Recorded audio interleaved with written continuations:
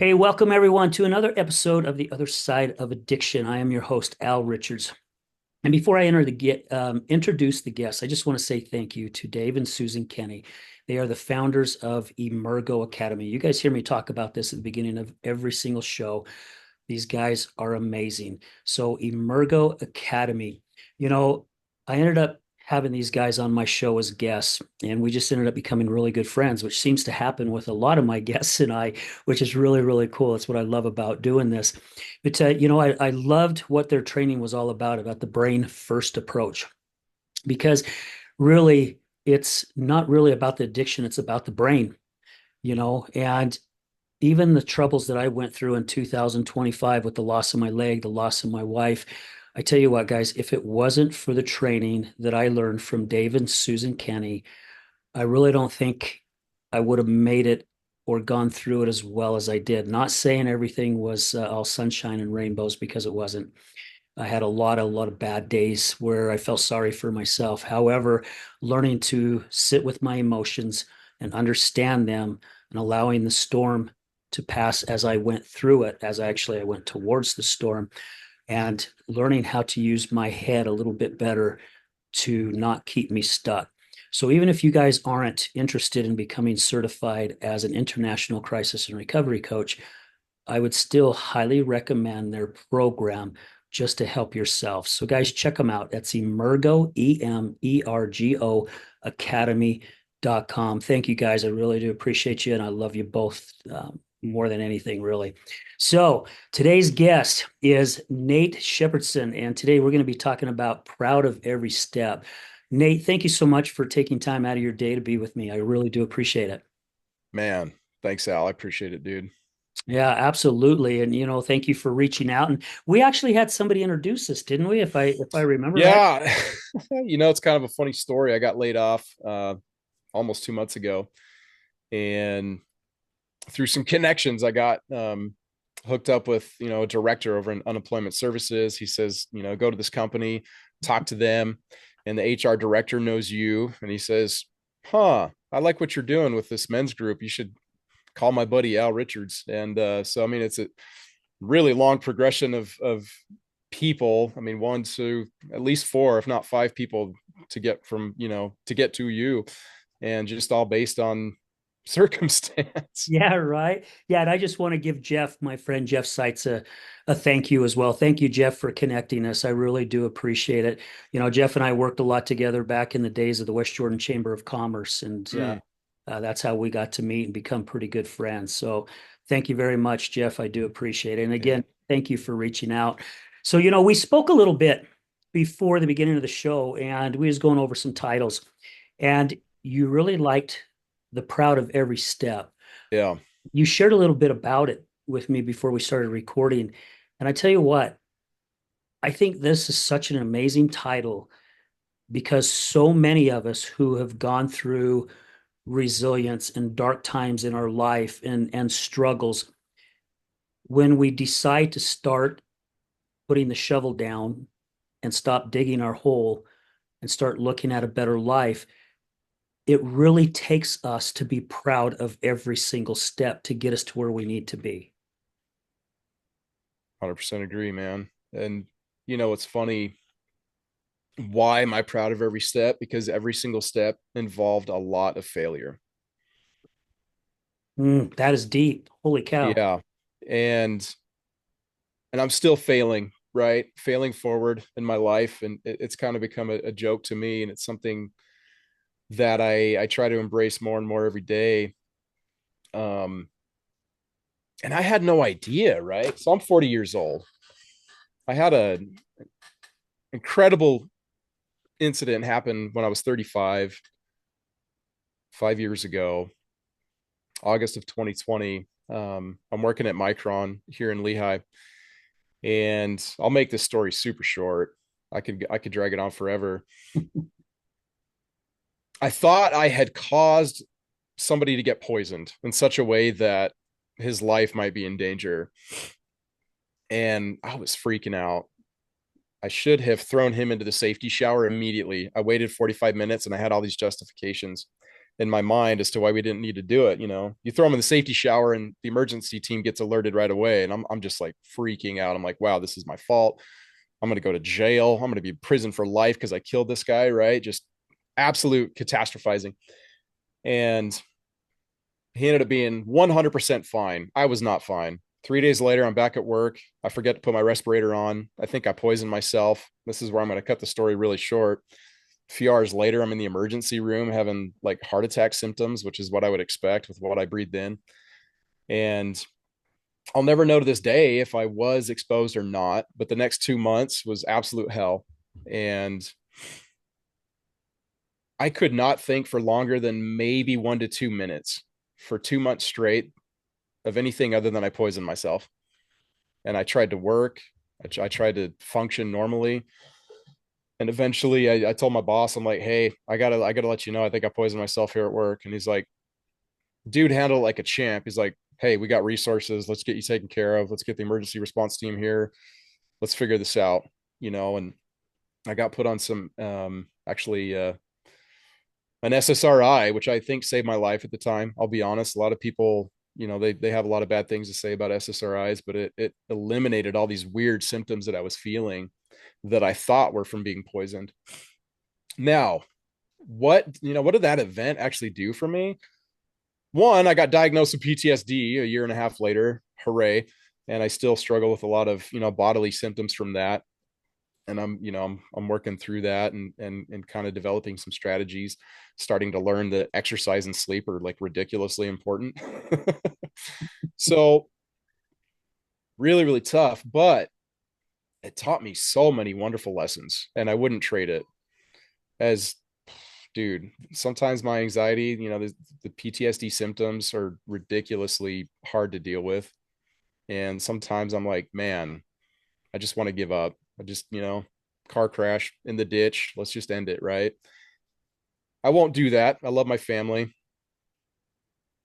but you still wish for it sometimes, right? Because it's just like stress, anxiety, these weird bodily symptoms. It just comes crashing down. You're like, man, like I don't know if I can survive.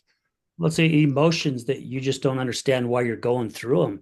Really, it's that 100%. so confusing to you because one minute you feel great, you feel like yourself, and I mean within a matter of seconds, like you're drowning in your own pity, and you don't understand why all of a sudden that just hit you the way it was. You know, what's funny? Happened to me last night. I didn't get any sleep last night. The week before that, I'm sleeping great every night. And some reason last night, me and a buddy of mine just barely, we're breaking ground on a new business and I'm having a lot of fun, but every once in a while something's like, that looks like a massive problem, and my body, right? I mean, I think you know what I mean when I say the body. Maybe you could call it the inner child starts to revolt, starts to freak out, kind of dips into those old patterns. Yeah. And some of those lessons I learned, I need to document it better. But I can say that it taught me what I needed to learn to deal with my addiction. Now I don't have an incredible story of drugs, alcohol, but 26 years pornography and video games, and it's amazing how intertwined those were. I basically had to give both up to just get rid of one, Mm. and I started going to therapy because of that event, and the PTSD, and I started learning about things like, what if you allowed your parents to hold some of the responsibility for who you are today? You're not a victim. You're not going to blame them. But what if you just allowed some of that responsibility to be placed on them? Wow, what a mind blowing question that kind of danced through that nuance, right? And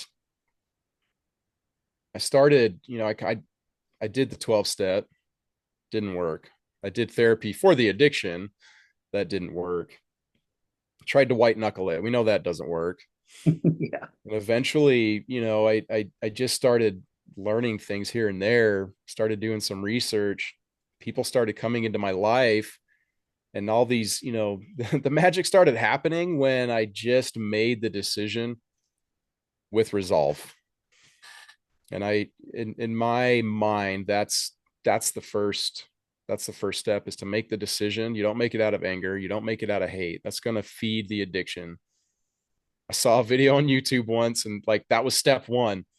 And it was, it was one of those videos where it's like, if you want to get rid of this addiction, this is what you need to do, and first you need to hate it, and you need to pour all your hate and anger into it. And I was like, what, bro? You realize that's why we're here, right? Is these strong negative emotions. And what I ended up doing is I created a program for myself, and I'm still kind of working on refining what that looks like. Um, but I was at the gym one day, and I was like, what if I broke this into steps? What if we did, like, you make one decision, we focus on two erroneous core beliefs, we implement three positive habits, and step four, I love this one. You come up with four, what I like to call catchphrases, phrases that you can use to catch yourself in a moment when things are tough. And for me, the one that really carried me through everything was, we don't do that anymore.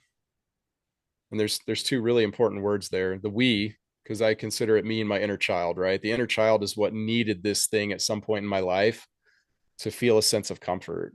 Mm-hmm. And of course I say that, right, because I want to put some distance between me and this habit, this behavior that I'd like to eliminate. And I also built into, my personal program that, yeah, we're going to make some mistakes, and that's okay. Interesting thing about pornography is it's so rampant, it's so pervasive. 40 years ago, you'd take a stack of magazines, you go throw them in the fireplace, and you walk away and you're done, right? Maybe it's not quite that easy, but you get what I'm saying. Yeah. Nowadays, you can't escape it. I feel like some of the old methods for, overcoming pornography just don't work. And so that's, I think that's what didn't work for me, is I tried to do it cold turkey, and it's like, no, what if you just sat down after every time you had an event? Let's treat it like a marathon. If you stumble and fall during a marathon, is there somebody waiting in the wings to like pick you up, put you on a cart, take you back to the beginning? And that's, for this particular addiction, I don't believe in the word relapse. I like to think of it as a pause. What else? Like half a step backwards. It's like whatever resonates with you, use that. And so at the pause isn't even mine. Somebody else gave me that one, and I'm like, okay, I'm stealing that. I like to think of it as a pause. And once you have an event, once you have a pause, well, spend 5 minutes and examine what happened. Yeah. Use the BLAST acronym, or what's the other one? HALT BS. So if we use that one, it's hungry, angry, lonely, tired, bored, sad. What emotion were you experiencing in that moment? And then what were you doing that brought the trigger? For me, it was YouTube. Oftentimes, those racy ads on YouTube, like, really, YouTube? I keep trying to tell it to not send those to me, and it just keeps doing it, right? And so it's a kind of that crossroads of what's the trigger, what's the state, and if both of those align in such a way to cause you to have an event, I'm not going to say relapse, then it makes sense. Anyway, so that's quite the rabbit hole. Well, and Diving into all that. I'm glad that you went down that rabbit hole, Nate, because, and also I also really respect you and love that you don't put it as a relapse, right? I had a guest on my show for almost 5 years ago. He battled 2 decades worth of port addiction, and he was getting ready to kill himself, getting ready to jump off a Mm, bridge. He was out of town for a business thing and decided that it had the grip on him so tight he couldn't believe it. And he said a prayer before he got ready to jump. And he heard the voice said, "Hey, you're not celebrating," or something like that. And he got thinking, he's like, "Gosh, I've actually gone a couple days. Oh my gosh, really, I've gone as much as." mm, So he said right then and there love that that. changed his perspective. So he went back to his hotel room and he called his wife and said, "We need to talk." And he flew her in. And he said they sat in a hotel for probably like 24 hours, all day and all night, talking about it. Luckily, she understood, and she She was just an amazing wife, amazing partner that stood by him. And he realized that whenever he did have an event, he was beating himself up for it. Now that's the cycle of addiction, right? It's that Yeah. shame. We That start shaming shame. ourselves. So The lowest energy state. yeah, and what does that do? That drives us right back into the Yep. addiction, right? So instead, he said, I decided to turn it around. I decided I was going to start Yes. celebrating the days that I did not have an event. And he goes, before I knew it, I did 30. Before I knew it, I was 90. And Man. I knew it, I And was 2 years. Then before I knew it, I was 5 years, and he was celebrating each one of those days instead of beating himself up and using that shame to just really say, man, I'm worthless and I'm not able to do this. He used that celebration. He took the emotion that you just mentioned and he changed it to a different emotion. And that's what got him through it. And I found that to be so interesting because I know when my past wife was battling her alcoholism, 2.5 years of sobriety. And there was a few times in that 2.5 years she slipped. mm, It was just a quick thing. She was right back at it again. And one day we were talking and she goes, I'm going to continue to count my sobriety days. I'm not I'm not counting this as I'm not going backwards. I'm not starting at day one. I refuse to. And I have nothing to say about it because this is her journey, even though I shared her journey a lot, right? I used to talk a lot about her story when it really wasn't my story to tell. And it worked for her. It worked for her till she just got to the point where she just started slipping backwards mm, instead of reaching out for help. She tried white knuckling it, like what you spoke about, and we definitely know that doesn't work because you no. can only hang on for so long before your fingers start getting cut. Yeah. Oh, I like to use the phrase pink knuckling it, meaning there's a little bit of willpower involved, right? You got to yeah, put in some effort, but you're not gripping it super tight. So just a little bit of effort. I always emphasize small wins. Matter of fact, I like small wins more than big wins. I think big wins kill momentum because you're like, we achieved our goal, we're done, right? Whereas a small win just always builds, always builds. And hearing what that guy did, what your wife did, same thing, right? Let's celebrate those small wins. yeah. And that's another thing I learned, right? Overcoming pornography. I can carry that into the rest of my life now. Like pornography is an old friend, but it's a toxic friend. So it's like, I really appreciate what you brought into my life. I appreciate the fact that you might have saved my life.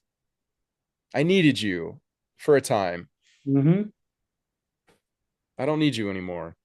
Thank you for your service, right? I mean, what an incredible way to just reframe something like that and just let go of the world's shame, let go of the personal shame, grace before growth. I about 6 months ago that phrase hit my mind, and I've been using that quite often. I'm like, don't expect growth until you allow yourself some grace, for the silly mistakes. Yeah. And Well, it's who makes us who we are, right, Nate? I mean, seriously, it really does make us who we are.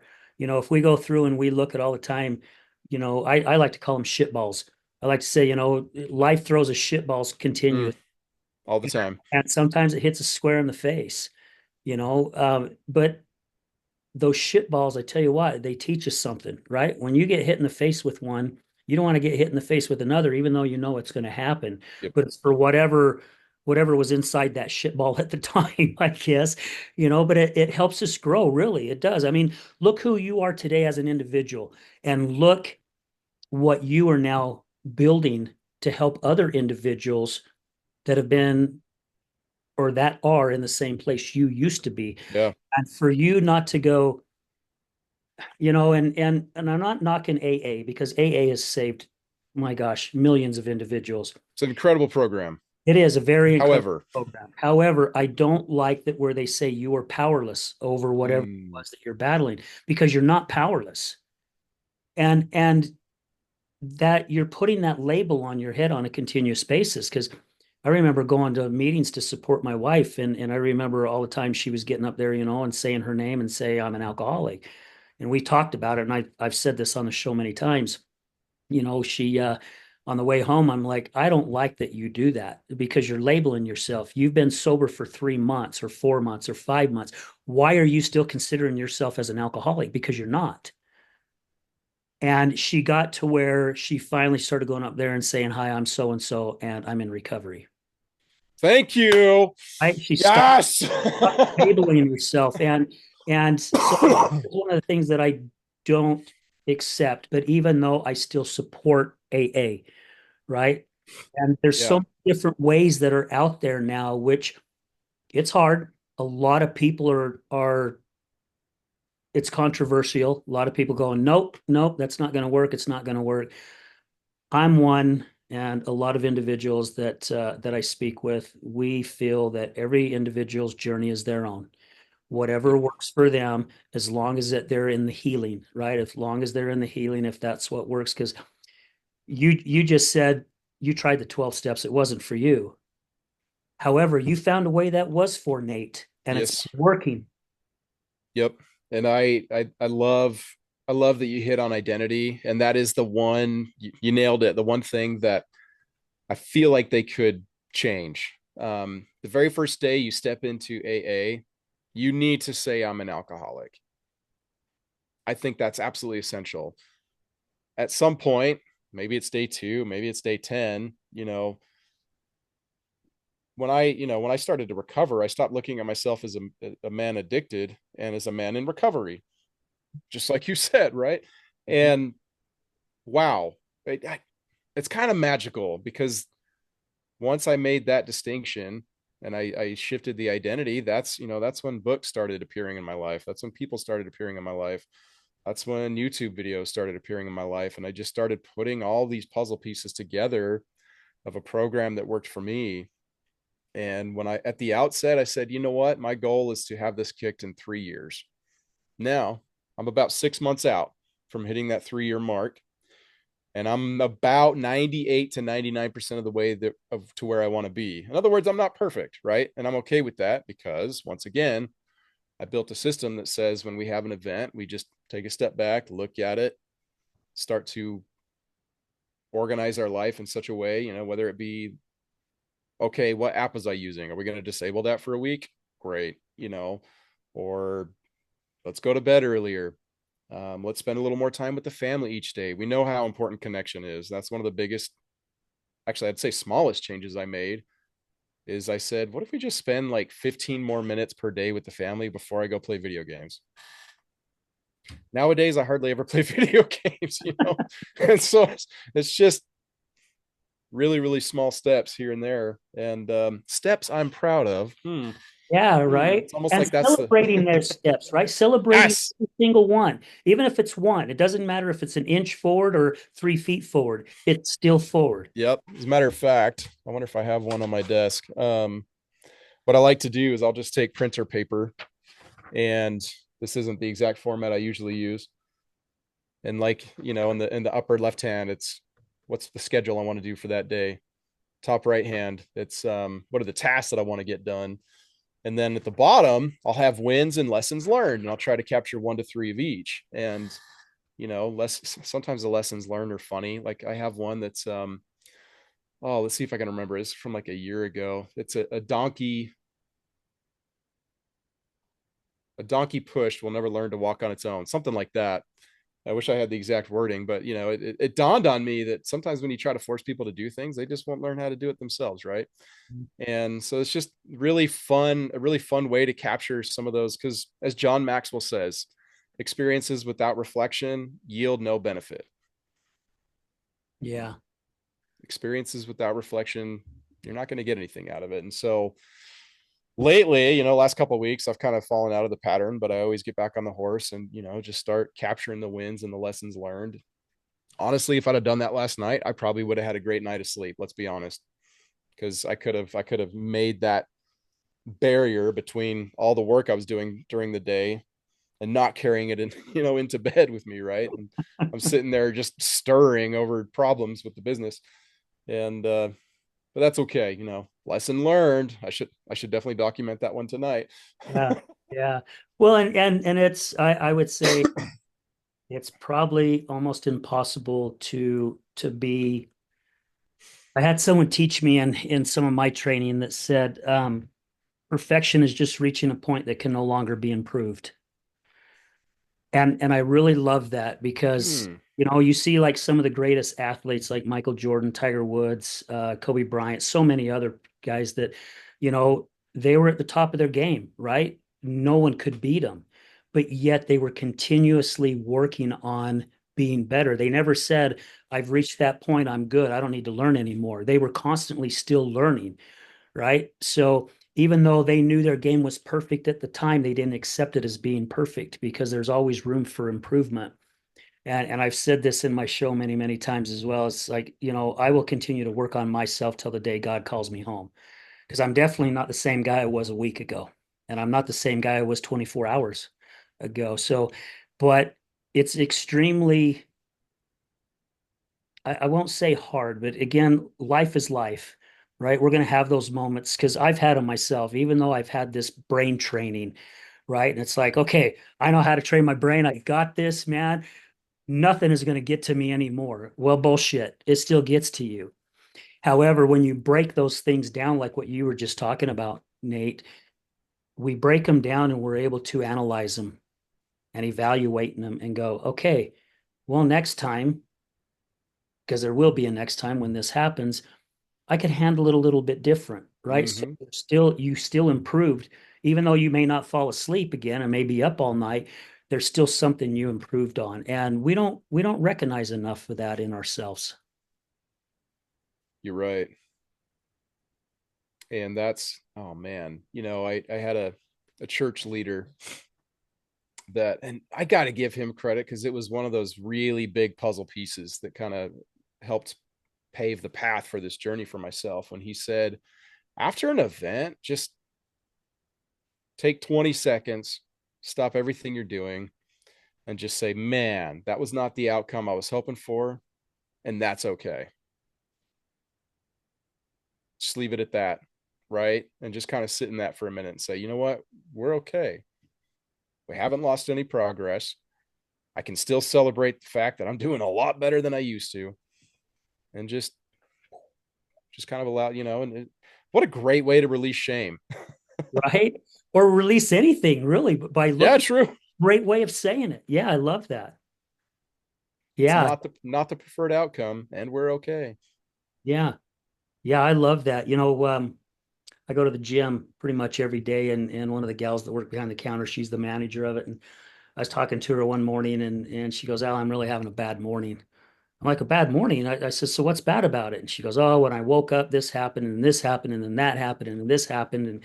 And I says, "Okay." I says, "But you're here now, right?" And she's like, "Well, yeah." And I says, "And it's still morning. It's only 8 o'clock in the morning." I says, "You've already told yourself you're having a bad morning. The morning's not even over with yet." I said, "You may have had a bad couple hours of the morning, but don't title it as a bad morning when you've still got another 4 hours left to go." And she goes, "Oh my gosh, I never thought of it that way." And but we do, right? We allow these emotions to or these events to get a hold of us, and it can end up ruining our whole day when it really Yep. doesn't need to. And for me, it's a lot of that black and white thinking, right? It's like, well, shoot, the morning's sucked, so the rest of it's gonna suck. It's like, well, no, no, yeah, you had a bad start, but can we change that, right? And so that black and white thinking really gets me, and I'm finding myself more and more attuned to it. So I'm kind of keeping an eye on that. That black and white thinking that you just said, it reminded me of something that I read in your bio, and it was talking about deep self-doubt. Yes, Kind of falls into that black and white, right? man, I still struggle with it, dude. I feel like I've made some progress lately as I've really. You ever heard of the book U Squared? I have not. Mm. It's like 36 pages. In reality, it's only about 18 pages and a really short read, but it's just all about, oh, yeah. I hate to use the word manifestation, but it's kind of in that realm. But it's, it's really about just letting go of your doubts and doubting your doubts, and just recognizing that your potential is at least 10 times higher than what you think it is because you're only utilizing 10% of your capability. And, and it has, I think it's like 18 chapters, and it's just like, seek failure is one of them. Hmm. Um, Utilize the unforeseen or the unseen forces. Can't remember any of the others, but I joined a little group that reads that every morning, and so I try to read it with my wife every morning. And what a simple way. We do like six chapters every morning for a week, and then the next six chapters. Anyway, what a great way to kind of, I'm actually starting to see in my life where those inner demons are just, they're a little bit quieter. Yeah. Last night they hit hard, made for a not fun night, but most of the time they're a little bit quieter, a little bit quieter, a little bit quieter. So, I mean, once again, it's just proof that as we grow, the resources will come to us, the books, the friends, whatever God. Man, I'm going to tell you a story. This is so funny. I stepped into the shower, oh man, year and a half ago, and I was just pissed. I was pissed at God. And I'm like, God, why the hell have I not why have I not overcome this? Why is this, everything suck, and why haven't you helped me out when I've been praying so much? and then this thought came to my mind. It was quite a rebuke. It was like, really? So these people that I introduced to you, what are they? These books that I sent your way, what are they? These thoughts that I presented to your mind, what is that? And I'm like, okay, fine. I was like immediately rebuked, and I'm like, fair enough. Fair Yeah. enough. I'm not going to argue that. Well, and it's that kind of even brought up something that happened to me. I had a good buddy that we've known each other since the early 80s, and he flew into Salt Lake. His son was working on a pit crew for a motorcycle racing. It's, the speed racing like out at Miller racetrack. And we're out there and we're talking one day, and we're talking about the old times. It's like, man, would you ever think you and I would be sitting here talking about God, when we used to do all partying and all this stuff. I mean, we worked construction. We worked our asses off all week, and we partied our asses off on the weekends, to Yeah. just celebrate that we had a weekend, I guess. But I was telling him kind of the same thing, right? I was telling him where I was at in my life, and my past wife was in the depth of her addiction at the time, and I said, "Man, I'm doing all this praying, man. I'm not getting any answers." And he turned around and he looked at me and he goes, "Maybe you're not listening." Ooh. And I went, "Oh man, that's a punch in the gut. Holy cow!" But it stayed with me. It really stayed with me, and I started realizing I wasn't. I wasn't listening. Right? I was allowing my thoughts to take over whatever message I was getting sent to me. And when I finally relaxed and calmed down a little bit, instead of, you know, playing the victim for all the years that I did, which I played that for the majority of my life, I started opening my eyes a little bit more. And it was Man, still a path, but it hit pretty hard. I feel like there's a valuable lesson here, and I think I need to hear it. Tell me more about how you came to learn to listen to the voice, and what do you do to provide that space? Oh man, I had somebody that I knew. He's passed away. He passed away, gosh, probably 7, 8 years ago. But he was working with me, and he was telling me that when our angels or our Holy Spirit, which God works through them as well, that they speak to us and give us messages. And he says, I want you to pay attention to your thoughts this whole next week. And then when you come back and see me, we're going to discuss it. And that whole week, man, I'm just really focusing on everything that's going on in my mind. Go back the next week, and I'm like, dude, nothing's working, man. I don't understand what you're saying. He goes, well, okay, well, explain it to me. I said, I'd pray, or I'm listening to what my head's telling me. And I says, it's telling me to do this, and then it's telling me to do that, and I'm confused on this, and I'm confused on that. And he just looked at me and gave me this big smile. And he goes, you're not listening. I'm like, no, I am listening. I just told you everything what was going on. He goes, Al, you're not listening. He goes, let me tell you something. Our angels and our Holy Spirit, they don't question. That's you questioning. They gave Mm. an answer and you started questioning it. He goes, they either say, turn here, don't turn here, go straight, do this, don't do this. Can you feel an emotion? What's the emotion? He goes, what was happening is you're being told turn right, and you're like, well, why the hell do I want to turn right for? I go home this way all the time. So you start questioning it. And when he explained it to me that way, it hit me. It hit me. I mean, I got one of my guests calls them God bumps, not goosebumps. God bumps over here on the other side. I love that. But I started going, oh my gosh, holy shit.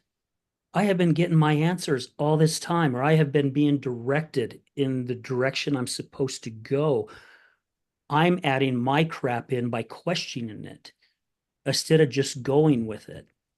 And man, it's taken me a lot of years, and there's times I still ignore it. And when something happens, I'm going, "Yep, that was the thought I had, and I ignored it. This is why I'm in this situation right now." You know, it's never led me wrong when I've listened to it. Never. And I can honestly say Wow. never. I just I just really pay attention now. I really listen as close as I can. And it could be something as, my gosh, I'll give you a really good example. It's something just so freaking tiny. I get up in the morning to go to the gym, and I go really early in the morning. And I get up and I'm getting stuff ready and I'm starting to take my supplements and everything. And my head says, plug in your iPods. I ignore it. No, they'll be okay, right? Do all my stuff, get to the gym, put my iPods in, get working out, and within 15 minutes, my iPods go dead. I'm like, son of a bitch, told me to plug my iPod, right? That sounds like a tender mercy that you didn't But embrace. right. So I mean, I'm just giving that as an example, but it's a true example of not paying attention. And that's what's really helped me. My wife used to say all the time, she's like, you are so in tune with your spiritual side, with your angels or the Holy Spirit. She goes, you just seem to get it. And I used to say, sweetie, you can get it too, right? It's just we got to stop analyzing it. Just go with it. Just go with the direction that it tells you, even if it doesn't make sense, because that's our guidance. That's our what way, I guess, way North of, Star. yeah, our North Star. It's our compass. It's going to Yeah. put us in the direction that we need to go. So I hope that helped out. It did tremendously because I'm looking back on the last week and I'm looking at all the things that I've doubted. And now I just want to focus on like, okay, what actually matters? I want to do 13 different things, 100 different things. In reality, I'm getting the answers, and it's like you just need to focus on these 3 or 4 things, and everything's going to work out. And so, and yeah, I knew you had some wisdom there that I needed to hear. So thank you. Absolutely. Thank you for asking. So going through your bio, and we talked you just touched on it just briefly at the beginning of the show. You're starting a program and you're a co-founder of Manalizing. Yes, Tell us a little bit about that. I'd like to know. man, this is such a funny story. Well, it's a beautiful story. So I want to tell it like this. When was that? It was March 2025, so not even quite a year ago. I'm going to UVU to 1 Million Cups, which is an entrepreneurship networking event that happens every Wednesday morning at 9 o'clock. And, just started learning. I love networking. I used to think networking was a buzzword and it was lame. And then I started doing it. I was like, wow, this is fun. This is right up my alley. And one of the guys I met there says, he finds out that I'm in the process of overcoming pornography. I'm developing a little bit of a program that I'd like to share to the world, and I'm trying to kind of get into the coaching arena. And He says, I know a guy. He's got a podcast. You should talk to him. His name is Garth Haslam. So I'm like, sweet. Called him that day or the next day. We set it up. I was there a couple weeks later, do the podcast. And I'm like, hey, you should come to 1 million cups. Just show up. I think you'd enjoy it. And it just happened to be the next day. So he comes the next day. And this really weird thing happened. And you want to talk about listening to nudges, the spirit, really, following the prompting. That's exactly what happened, except I really felt like God just took me by the scruff of the neck and he was like, you need to go and do this. You have no choice.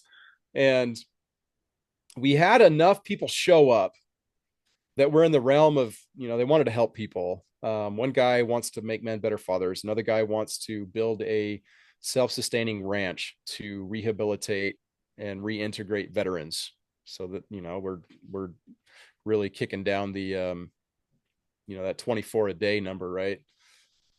I hate that number. Garth had his podcast. Another buddy of ours was kind of like a business coach, and he's just always just trying to give, and give.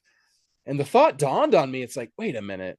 We got all these people in this room that are just very, very, I like to go beyond the word service and say they provide value with no expectation of return. I don't know why. I just feel like I have to just give the definition every time I talk about this. And the thought occurred to me that we could build something together. And it just popped into my head. Like, maybe it's going to look like we all have our own following. We all have our own, communities that we could bring together and we could benefit each other. And that was kind of the route I was going. So I asked 5 or 6 guys that were there. It was like, hey, I feel like we should do something. Right. And then totally out of character for me, I found a place to do it. I found some of my guys. Garth found a bunch of dudes, and we met at the Kiln in Provo. It's a co-working space. And one of the sponsors at 1 million cups has a pass there, and he's like, I'll get you a room, right? And it's really, really cool. And then I got pissed off because Garth took over. And I was really, really pissed. I'm like, bro, this is my thing. What are you doing? And he just steamrolled the whole meeting, and he took control. So he's 65 years old, and he's got a calm demeanor, but man, does that dude have gravitas. And so he just takes control of the meeting. I'm there just like spitting out ideas. Nobody's listening to me. And it's just the whole thing's falling apart. And we decide to meet again. Same thing. We decide to meet again. Same thing. And I'm like, wow, I'm losing this beautiful product that I was hoping to build, and it's not going to be mine. And Garth is stealing it, and I'm like, I'm battling with this inner turmoil of, I want to get pissed off and I want to confront him and say, hey, this is my thing. And as the first probably month and a half went by, I started shifting and I started thinking, what if we just waited this out? So his vision is, let's build a men's group and let's allow men, and this is a theme for his podcast too. Let's allow men talking about things men don't talk about. Let's give them that space. And it after like the third time we met, amazing things started to happen. And I was like, hold on, he's got more charisma than I do. He's got a better vision than I do. Let's just sit back and see what happens. Probably one of the best decisions I've ever made in my life. Because he's really built something that's quite incredible. I got to give him a ton of the credit.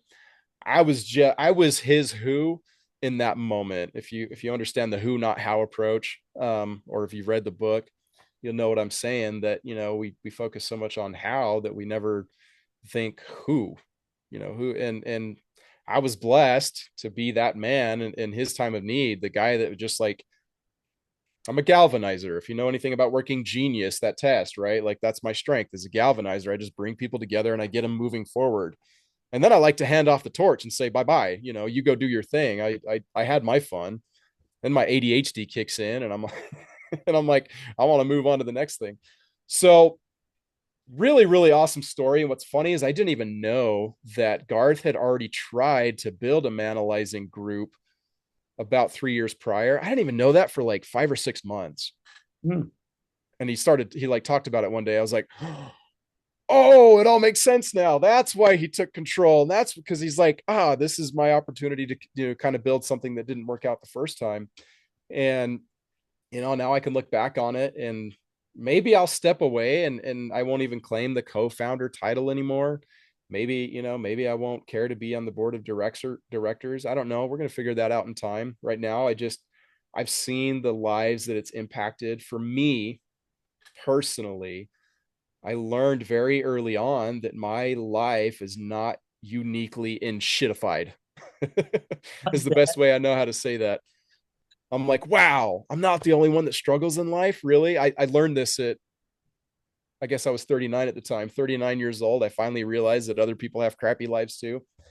And now that's not to say that's all we focus on, of course. It's I got to give Garth a lot of credit. He's an absolute wizard when it comes to like just kind of knowing what we need, what we should do next. And we definitely have a rhythm and a routine, but it's flexible to allow, for instance, we had a guy that, kind of took a long time, and he was sharing his life story.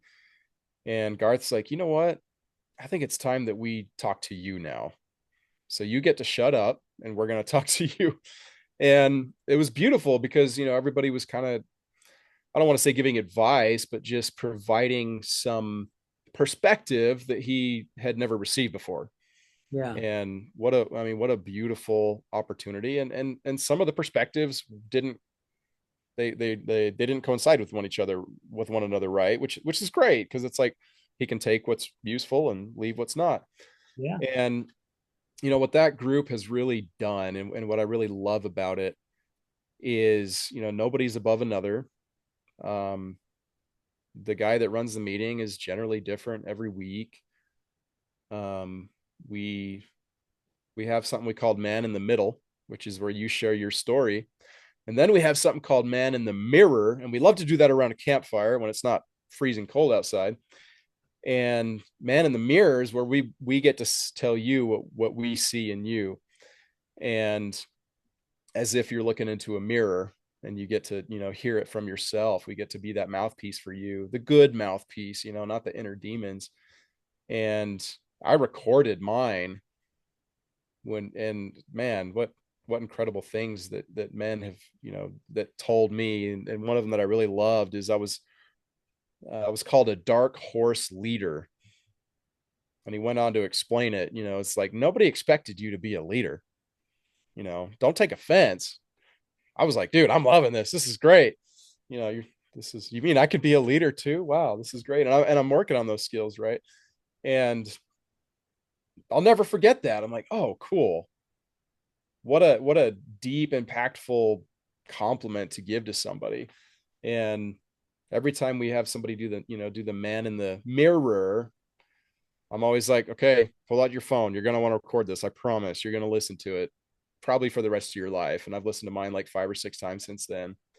And like, it's just a great pick me up, because it's just a reminder of the strengths, the attributes, the qualities that you have that are good, that you don't see in yourself. And, that's what a wonderful gift that we get to give to men. I think, I like to say we have a threefold mission. We have a threefold mission where we want you to find your homies. Men need men, and most men don't have homies. They don't have good friends. All mine passed away or moved away a few years ago, and I was left kind of stranded and didn't even realize it. So these guys have, kind of become my brothers, as close as family. Second, I mentioned it already, give a space for men to talk about what men don't normally talk about. Yeah. And the last one, which I love this the most, is we allow you to share your story. And in this group, I've come to learn the power of story. And it's my belief, I haven't done the research, but it's my belief that the majority of men never had a chance to share their story before they died. A safe place, though, right? A safe place In a to. safe place. Yeah. Yeah. I mean, yeah, you share bits and pieces of it with the family, with friends, but to truly sit down where vulnerability and authenticity is the requirement, the expectation, and we're all grateful for it. And to really say things that you've never told a soul, man, it's beautiful. Yeah. This sounds beautiful, and thank you for sharing that and how it all got started and what you guys are all about, because it's really important, especially nowadays, right? There's so many men committing suicide because of all these emotions that they're holding in, and a lot of it has to do, with the old-fashioned way of being brought up, which I'm not knocking it, because the people in our past, they did the best that they could as well, right? And again, it's that, am I going to be judged? Am I going to be shamed? Am I looked at as less of a man? I'm not allowed to cry. I'm not allowed to show my emotions because I'm weak, and my bro over here is not going to like me anymore if Yep. I cry on his It's shoulder. it's And very dangerous. it is dangerous. You're It's you're you're playing dangerous. Russian roulette, basically, is what you're doing. And when you have a place like Manalizing where guys can get together and open up. I went to a men's group probably about 4 or 5 years ago. And I remember one day we had, geez, there was probably 30 guys there that day. And we all broke in these little groups. And it's kind of like a 12-step thing. We picked something, to talk about. And that was kind of like the discussion that started everyone's thing. And I have never been, Nate, in a room full of men that I saw crying. And Mm. and I was one of them, right? I was just it was crazy. There was guys there that was happily married, guys that was single, guys with successful business, people that was not successful, people struggling through a divorce. I mean, people had issues with their kids. I mean, it was all over the place. It was just a plethora of different issues. But to see each guy finally open up and feel safe, and then afterwards seeing all the hugs that was going on and all the people connecting and going, hey, let's go have coffee. And it was somebody that did that for me, because I was holding all my stuff in when my past wife was, battling with her addiction. I kept it quiet, didn't tell family, didn't tell friends, and it was taking me down a deep hole. And people started seeing a change in me without me even realizing it, going back to the mirror again. And if it wasn't for that friend of mine going, it's about time you start opening up, and I tell you what, it helped me so much to finally get that off my chest, not realizing how I was carrying around a backpack full of rocks, like my buddy Curtis loves. Mm. Start emptying those backpacks of rocks and start filling it with nuggets of gold. I love that. One of the guys in our group, he says this quite often. You get to carry the wisdom while releasing the weight. Yes. And I love that. We call him the shaman. He follows a little more of a Native American tradition. And but I mean, consummate healer. He's helped me reach quite a few breakthroughs in my life, just one on one. And I'll call him on occasion and be like, man, I'm having a hard day, bro. And then we'll just talk through it. And how awesome is that? Right? Like, most men don't get to say, I have more than one guy I can call at any time and say, you know what, I'm having a hard time. Yeah. And feel okay about it, right? You Yeah. talked earlier about the connection, and we all need each other. We cannot do this alone. We Nope. cannot live this glorious life that we just had a very small chance of actually living, right? I had someone talk about the sperm and the egg, and there's millions of them, and you just happen to be the one that made it, right? So I mean, none of us could be here right now, but to be able to live this life and be able to learn what we can learn, and also have others that we can count on to help us get through it, because a lot of times, so many of us, which I carried on almost the majority of my whole life, is I had to do it on my own. I had to control everything. It all had to, Mm. it was me, me, me, me, me, and directing everything I could. And if it didn't work out, I was going to make sure that I had to do whatever it did to work out. It didn't matter if I had to take somebody down or lie to them or whatever. I was going to make sure it happened, because this was the way life was supposed to go. And then when I finally realized that's not it, and you just live each life. I was talking to somebody the other day, and I've had people say this to me, I just want to live a normal life. I'm like, what's a normal life? And they're like, well, I just want to be happy. I just want to be this. I want to have a family with this. And I'm like, there's nothing normal about it. Life is life, right? Because I don't know where there is such thing as a normal life. Life is life. We go through and we live this this opportunity of being here. And Steve Jobs said it, and I've said this on the show so many times, and I say it so much because if you really do this, you're going to see why you're where you're at today. And it's when you connect the dots backwards of your life, you'll see you're exactly where you're supposed to be this very moment. It's like we're being groomed, right? Our story is so well thought out. I mean, God knows what's going to happen to us tomorrow. We don't, but again, we can either make a choice of not listening, which we talked about earlier, or we can just go with the flow and just allow what's the saying? Life isn't happening to me, life is happening for me. Yep.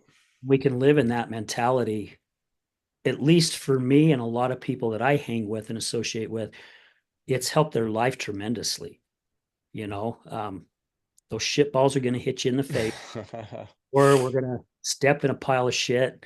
It's just life, right? Life is supposed to do this. But that's what makes us better, right? That's what grows us. Look at the man you are today, Nate, if it wasn't for your past. If it wasn't for your past, would you be this man you are today? Probably not. I, Mm. I would say there's a pretty good chance of no, you wouldn't be where you're at today. Now you're somebody who I like to call, and I learned this from one of my guests, I like to call God's angels because now he's helped you go through whatever you needed to go through. And now you are there to put your hand out and going, let me help you along the way. You got to do Yeah. work. However, let me help you along the way. And without individuals like yourself and people that you associate with and people I associate with, I know I would not be where I'm at today. And of course, I give all the credit to God, but God put them in my life, right? That's why I'm where I'm at today. That's beautiful, man. That's I still got a long way to go. Still learning how to focus outward, of course. And man, yeah, it's proud of those steps. And I don't even think I mentioned it, there's so many failures in life. My favorite was the 14 years that I spent to get a 2-year college degree, in and out of school, changed majors 5 or 6 times. And I let that weigh heavily on me. But now I think to myself, I could be a beacon for other people who blossomed late in life, right? I didn't start my growth journey until I had a really crazy event at 35 years old that put me on a completely different trajectory. And I just, I want to be that beacon for other dudes that feel like, it's too late. It's too late for me. I'm like, a lot of people are going to call me young at 40. I get that. But, I kind of wasted my 20s in video games and porn. Although I did get married at 26, had a kid at 28, and I got 4 kids now. But I guess the point is, yeah, proud of the steps and really happy to see where I'm at and kind of how they brought me here, and just hope to be an inspiration for other men as I, as I just do better and better, that it's like, yeah, dude, there's a pathway for you. I promise. Yeah. I'm going to make one correction on what you said. You said that, that you want to be someone that's there that's helping others. Mm, Change that to Nate. You already are. You're not wanting to be. You're already that person. thank you for saying that. There you go. My even my business partner, I told him, like, anytime I use soft language or I'm a little hard on myself, just please call it out. I need to eliminate these words from my vocabulary. So thank you. Absolutely. Well, thank you for being on the show. Gosh, we've hit an hour. It's amazing how fast it goes, especially when you're in Yeah, a really good conversation, man. It gets so deep, and I appreciate and respect and give my love and everything that you are doing, Nate, to get out there and helping other individuals and helping other men. Because again, we need it. We really do.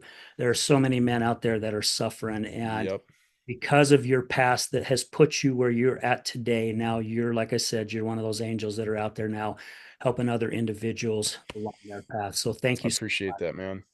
Thanks, Absolutely. Al. You bet. So, guys, man, thank you, Nate. Again, thank you to all our past guests and our future guests that's going to be coming on the show. Thank you to Dave and Kenny, or Dave and Susan Kenny, for your sponsorship, Emergo Academy. Guys, seriously, check out emergoacademy.com. Guys, a lot of the stuff that we discussed today, Nate, one thing that Nate said that I really, really respected earlier is we were talking about the first step, and he said this is what's really key though, is making that decision, because you cannot. I've heard it said that if you're going to walk 1,000 miles, the first thing you got to do is take that first step. No, that's incorrect. The first thing you got to do is make the decision to make that first step to get you to where you go. So, thank you, Nate, also for sharing that. And I just want to say thank you to all our listeners, guys. If it wasn't for you, we would not be here, man. We're getting close to celebrating 5 years of this podcast. I'm excited, and I'm just shocked, man. January came and I'm like, my gosh, I only have about three guests. I got to start getting busy, and it's so crazy. Nothing. I didn't do anything, and all of a sudden my email and phone started blowing up, and I am now only. I got one spot left in April. I'm booked almost all the way out till March. I'm just like in awe, like, oh my gosh, this show is still meant to go on. So thank you guys. I thank all of you. You guys are the ones that's making it possible. And we're going to leave you with this as we do at the end of every show. Remember, addiction is giving up everything for one thing, and recovery is giving up one thing for everything. We're Hmm. out.